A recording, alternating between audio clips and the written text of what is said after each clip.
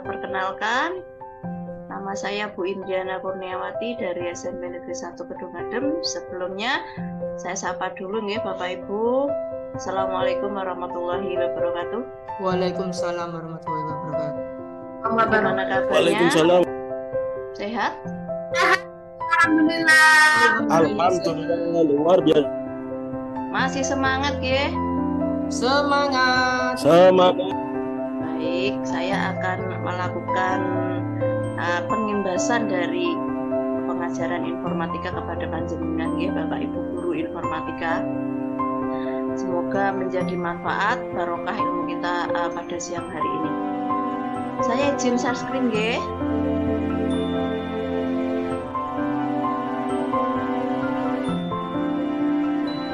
Belum kelihatan? Sudah kelihatan? Sudah, Bu. Terima kasih. Di sini saya membawakan materi tentang pengenalan tentang dampak sosial informatika. Saya ambil, nggak jalan guys? Jalan ya? Saya ambil dampak sosial informatika ada di kelas 8 dengan peta konsep. Nanti ada media sosial. Lanjutnya kita mengkaji kritis informasi dan yang terakhir ada cyberbullying. Dampak di media sosial, kita sudah tahu media sosial itu adalah teman bagi kita sehari-hari. Betul napa mboten? Apapun kegiatan yang kita alami, pasti kita membutuhkan yang satu ini adalah media sosial. Kita dalam keadaan sehat, kita dalam keadaan sakit, pasti curhatnya di media sosial. Begitu besar pengaruh media sosial terhadap kehidupan kita sehari-hari. Terutama perubahan pada pola komunikasi. Pada zaman dahulu, nenek moyang kita itu kalau mau komunikasi, itu pasti menemui orang yang mau diajak komunikasi. Tapi sekarang beda zaman, beda alam juga. Sekarang kita ada di alam digital, makanya semua pertemuan baik rapat, baik musyawarah apapun kita memakai media sosial. Hanya sudah tidak ada pertemuan di antara kita yang membuat kita semakin individualis. Begitu perubahan komunikasi pada saat ini. Selanjutnya perubahan pada dunia kerja, otomatisasi industri. Kita masuk dalam revolusi industri yang luar biasa. Sekarang pabrik-pabrik sudah tidak menggunakan teknologi manual lagi. Semua serba mesin, semua serba robotik, semua serba artificial intelligence. Kayaknya manusia sudah tersingkirkan pada saat revolusi industri ini terjadi dan menimpa pada kehidupan kita. Bekerja untuk manusia pada zaman ini, pada abad ini, tidak harus ke kantor, tidak harus menjelemiti pekerjaannya, tapi dengan di remote atau dikerjakan dari rumah atau dari jarak jauh sudah bisa untuk saat ini. Selanjutnya kita mengkaji kritis informasi di media sosial. Apa langkah-langkah kita ketika kita mau mengkritisi informasi di media sosial bagi diri kita dan orang-orang di sekitar kita, murid kita, atau bahkan kerabat kita? Itu langkahnya yang pertama, jangan terima begitu saja informasi yang ada. Kita harus pinter menyaring, betul apa tidak informasi tersebut. Yang kedua, kita jangan membuat kesimpulan dari informasi yang kita dapat terbatas. Kita harus menemukan sumber-sumber yang lain. Minimal kita menemukan 3 sumber dari informasi tersebut sehingga dikatakan informasi tersebut valid. Kita tinjau kembali keandalan sumber informasi tersebut, apakah benar atau memang itu hanya isu belaka. Yang selanjutnya, jangan hanya mempertimbangkan sudut pandang kita sendiri. Kita perlu orang lain.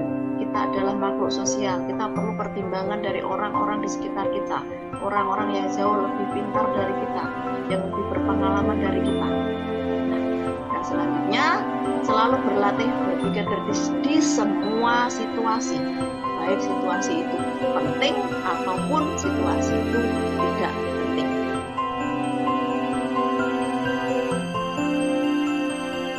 Lanjut. Nah, sekarang yang marak yang menimpa murid-murid kita itu adalah cyberbullying. Apa cyberbullying itu? Adalah tindakan yang mengeksploitasi atau mengintimidasi seorang atau merendahkan seseorang secara online. Sekarang marak menimpa pada murid-murid kita, yaitu ketika murid kita fotonya dibuat meme sama teman-temannya itu, terus disebarluaskan. Nah, itu menjadi bully di antara murid-murid kita. Kita perlu menerapkan langkah-langkah untuk mengatasi cyberbullying tersebut. Kita bisa terapkan pada anak-anak didik kita, yaitu ketika kita mendapatkan bullying di internet, sebaiknya jangan merespon. Kita diam saja. Atau bisa kita blokir aja orang-orang yang sudah membuat kita menjadi malu atau menjadi penghinaan di media sosial ataupun di internet, itu kita blokir saja. Atau mungkin ada trik menyimpan barang bukti, nanti bisa dilaporkan pada pihak yang berwajib kalau itu memang sudah benar-benar merugikan kita. Kalau kita tidak merasa merugi, makanya kita harus jaga privasi kita. Nah, setiap ada media sosial baru, misalkan mau membuat akun atau apa, tolong sosialisasikan kepada peserta didik kita agar jangan menampilkan apapun yang menjadi identitas kita. Nomor HP mungkin nama lengkap jangan dikasih tahu, kita boleh memakai nama-nama yang lain, atau mungkin email jangan dikasih tahu, jangan ditampilkan. Itu merupakan antisipasi bagi kita. Kalau kita memang sudah menjadi korban, baiknya kita berbicara dengan orang-orang di sekitar kita yang lebih berpengalaman. Mungkin kalau terjadi pada peserta didik kita, lebih baik berbicara pada orang yang lebih dewasa dan dipercaya. Karena apa? Cyberbullying itu akan menjatuhkan mental dari anak didik kita. Makanya sebagai guru, kita perlu menjaga kesejahteraan mental dan emosional dari anak didik kita. Karena dengan mental yang kuat, anak-anak pasti bersemangat untuk belajar. Kalau sudah mendapatkan bullying dari teman-temannya atau orang-orang yang tidak bertanggung jawab, mentalnya pasti down dan tidak mau bersekolah atau tidak bersemangat dalam belajar.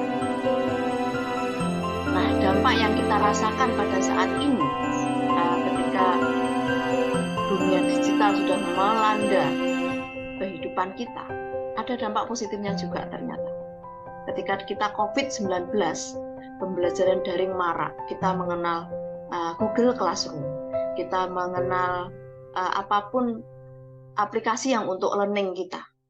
Kalau tidak ada COVID, mungkin tidak muncul itu Google Classroom. Nah, kita makin melek teknologi. Kita bisa berkolaborasi dengan dunia luar tanpa batas. Yang ketiga, semakin membuat siswa-siswa kita lebih aktif, interaktif dalam meningkatkan kegiatan pembelajarannya, karena sudah di-backing oleh dunia digital, aplikasi-aplikasi yang sudah memudahkan mereka untuk membuat suatu apapun. Nah, di samping dampak positif, ada dampak negatifnya juga, Pak Ibu Guru, dari dunia digital kita, yaitu informasi berlebih tadi, seperti ada cyberbullying tadi, yang membuat mental murid-murid kita jadi down. Maka kita lah satu-satunya yang harus membangun mental-mental mereka dan menghindari dari tindakan cyberbullying. Ini sekedar tambahan untuk pengaruh informatika di samping di dunia pendidikan, di dunia ekonomi juga marak sekali. Pasar global, kita bebas berbelanja di aplikasi-aplikasi perbelanjaan yang marak sekali. Kita bisnis apapun bisa. Kita pintar masak, bisa kita jual online juga. Kita pintar apapun bisa ditawarkan di dunia maya. Untuk tantangan dari masalah akibat perkembangan dari informatika, kita tadi privasi data, Nah, kita membuat privasi data, membuat keamanan data kita lebih meningkat karena maraknya penyebaran berita palsu di sekitar kita. Di selain itu ada kesenjangan sosial atau kesenjangan akses teknologi. Banyak ketimpangan antara yang bisa menggunakan teknologi dengan baik dan menyalahgunakan teknologi. Nah, kita termasuk orang yang bagaimana? Semoga kita merupakan orang-orang yang bijak teknologi. Nah, upaya untuk mengatasi dampak negatif dan positif di atas. Yang pertama, kita harus benar-benar menjunjung tinggi etika digital. Kita harus bertanggung jawab dengan penggunaan internet kita sehari-hari. Jangan disalahgunakan. Yang kedua, penguatan literasi digital. Kita harus benar-benar membaca tentang penggunaan teknologi yang terampil dan cerdas pada saat ini. Jangan sampai kita menjadi orang-orang yang merugi dengan perkembangan teknologi saat ini. Yang ketiga, kolaborasi lintas sektoral. Mulai dunia pendidikan, industri, pemerintah harus kolaborasi untuk membudayakan teknologi yang baik dan benar. Yang keempat, peraturan yang kuat. Kita bentuk peraturan yang kuat yang mendukung perlindungan kita sebagai pengguna teknologi pada zaman digital ini. Nah, begitulah kira-kira Bapak Ibu guru yang dapat saya sampaikan. Semoga panjenengan semua mendapat manfaat dari materi yang saya sampaikan. Tetap semangat untuk belajar dimanapun dengan siapapun. Saya akhiri. Assalamualaikum warahmatullahi wabarakatuh.